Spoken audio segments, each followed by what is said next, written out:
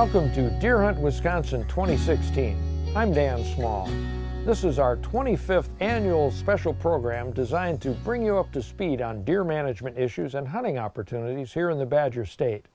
It's no secret that Wisconsin offers some of the best deer hunting anywhere in North America. And in this program, we'll cover the basic information you need to have a successful deer season.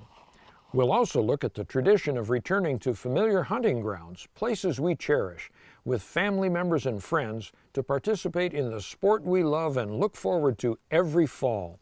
And we'll welcome some new hunters to the fold as they get a taste of what we hope will become a new tradition for them and their families. There are some changes again this year, and we'll go over those with help from Wisconsin Department of Natural Resources staff members. We'll also provide a forecast for this year's hunt.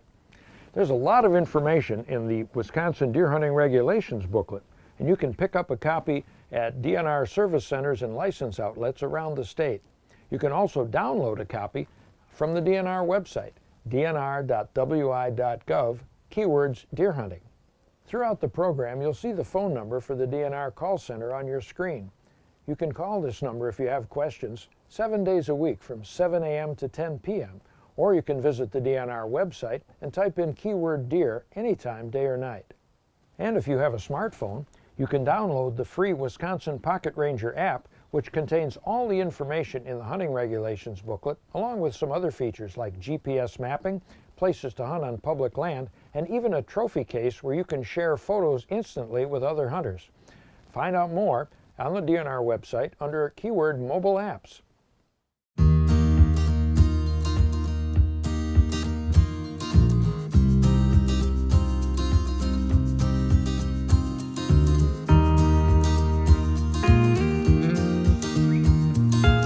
'15 was the first year Wisconsin hunters were required to register deer electronically. Here's Kevin Wallenfang, who heads up the deer program for the DNR, with a look at how the new system worked last year and advice for hunters as they prepare for this year's season. It worked pretty doggone well. The opening weekend of the gun deer season, we had 97% of the hunters that used the system had no problems with it. So we did help about 3% of those hunters out there. They eventually would get transferred directly to a customer service agent, and they would help them through the process. And we registered over 300,000 deer, every single one of them registered with electronic techniques. So we're quite happy with how it went.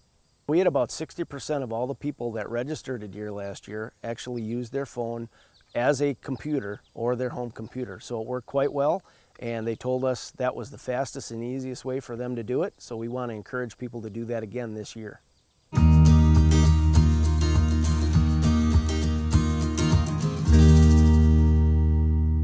With electronic registration, we made a big change last year, and a lot of folks were concerned that we were going to have problems with compliance, that folks just wouldn't do it. Well, that was not the case as far as we can tell.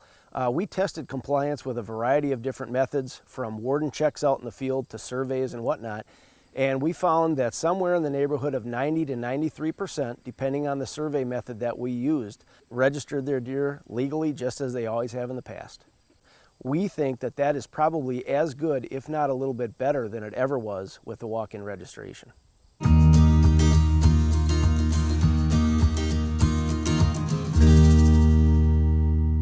Going into 2016, let's not forget that plenty of people did not get a deer last year, and this is still going to be new for them. But if they figured out the system last year, it's going to be exactly the same this year.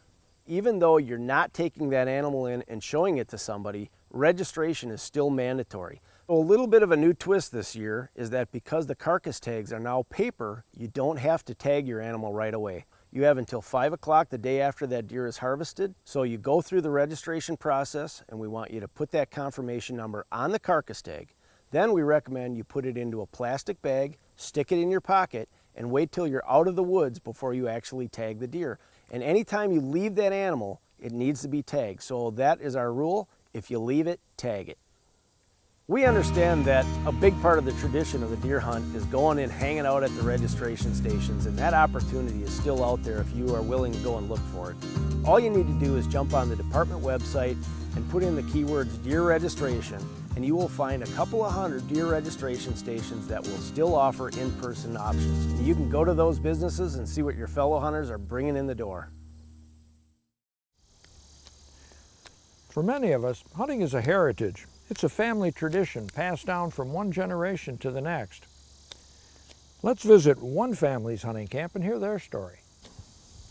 Growing up, my dad had always hunted, so I've been around it pretty much my whole life, and a lot of my uncles also hunted and all that. And I remember a lot of times when he would come home after a hunt, and we'd bring in a lot of animals, and I was really interested in like seeing the geese lined up, or like I remember specifically he brought home a boar one time and like seeing the hide and that kind of stuff. My kids weren't really, Dad, I want to go hunting when they're, 5 and 6, 7. And none of my kids really kind of jumped on the hunting wagon. It was something that, I was always going, man, I miss my kids, but, I really like hunting. So I kept hunting. And then when Michelle took such an interest in animals, I mean, every animal in the neighborhood that she brought home. So then that's when the switch happened, because I had said, how could I want to save these animals and do something good for these animals, but kill these animals at the same time? How I didn't see how that could work and how that could be possible.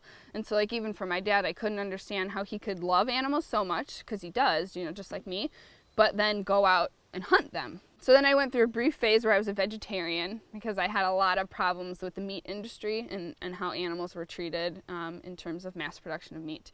So then I would say somewhere in high school, after my brief phase as a vegetarian, I had started then eating the meat that my dad brought home again. So the venison and the duck and, just different meats and stuff, and I enjoyed it. And I realized then that the meat that he was bringing home, it wasn't tortured. It was out in its natural habitat, and then it was taken humanely. But that didn't mean then that I was ready at all to be a hunter, but I could accept then that my dad was one. And so I think that, helped a lot. And then I went off to college, where I met Jackson, my husband, or now husband, and he was an avid hunter, very much an outdoorsman. My dad got wind, that Jack's a hunter, so then they started hunting together, and they would do, some pheasant and some deer here and there. So I decided at that point then that I wanted to be kind of responsible for getting my own food. I wanted to feel the connection that they felt to the outdoors and to the animals. And so last year was the first year that I hunted, and I did bow and then rifle season too. When Michelle shot her first deer, she immediately was excited. It was so quick and very emotional, because to deliberately take a life was a big step for her, but she, I think, understands that. And it's rewarding to see that, that's about the most humane way you can eat meat, and there's nothing that can get more organic than that. Having two people to guide me through my hunting experience has been invaluable. I would have never been a hunter ever had I not had them with me. I've experienced some kickback from other conservationists or other outdoors people that they struggle with me being a hunter and also being a conservationist. The two are not on opposite ends of the spectrum, and that hunters can be some of the best conservationists, because we're the ones who are out in the woods, and we're relying on that animal and that meat, and we're relying on the woods to be there. We're relying on the public lands to be there. And when those go away, well, for some people their hobby goes away, some people their livelihood goes away. So, hunters are conservationists, and I think that's something that really needs to change in terms of how hunters are viewed. One of the recent changes in deer management is the formation of County Deer Advisory Councils, or CDACs, to increase public involvement in deer management decisions. Here to tell us how CDACs work are DNR Big Game Program Chief Bob Knack and Wisconsin Conservation Congress Chairman Larry Bondi.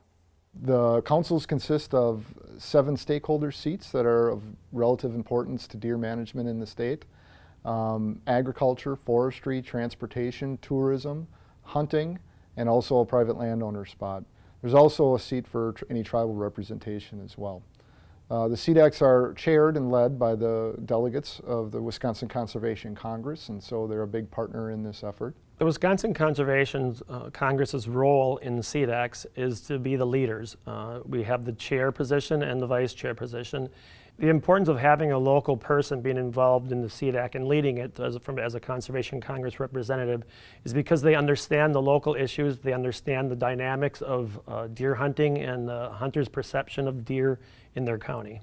Some of the goals and purposes of CDACs are to collect local input on antlerless quotas for the specific counties they represent and antlerless permit numbers. In addition, we also have discussions on season structures and the upcoming fall hunting seasons. I think there's real importance for hunters to be involved in the perspective of what the CDAC has to offer. It's like being a citizen scientist. So I would encourage every hunter to go to the DNR website and start filling out those hunter surveys. That way the county gets accurate information on what people are actually seeing in their counties and how many hours they're sitting in order to see a deer. So the CDAC program combines science, and the science that we've always used in the department in making our management decisions, with the social aspects of deer management. And those are both very important here in Wisconsin, as people are very passionate about our deer herd, and we're very proud of the deer hunting traditions we have. In all my years in the Congress, when I saw this new CDAC idea come forward, I was very excited because I think it gives a unique perspective in managing deer. I think a lot of times people from the county felt that their voice or their concerns weren't being heard because management always seemed to be done from Madison out. But you know the people making these decisions. They're your CDAC members. For more information, visit the DNR website and search keywords CDAC to explore the new CDAC webpage.